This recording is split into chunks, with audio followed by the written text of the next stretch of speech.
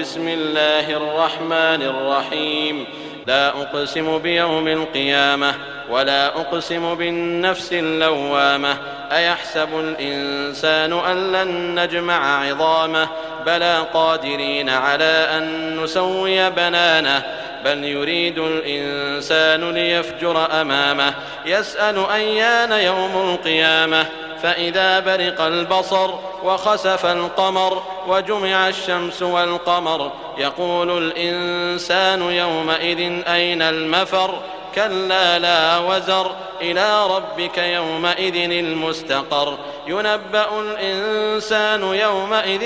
بما قدم وأخر بل الإنسان على نفسه بصيرة ولو ألقى معاذيره لا تحرك به لسانك لتعجل به إن علينا جمعه وقرآنه فإذا قرأناه فاتبع قرآنه ثم إن علينا بيانه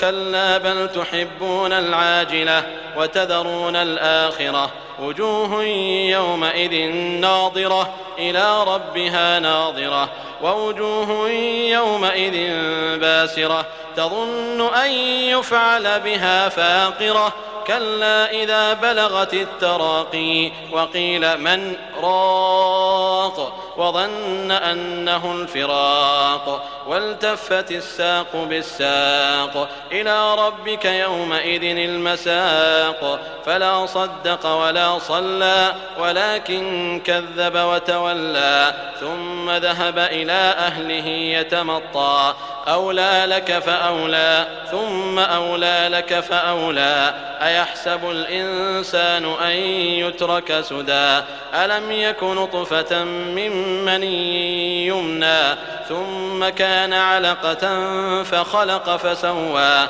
فجعل منه الزوجين الذكر والأنثى أليس ذلك بقادر على أن يحيي الموتى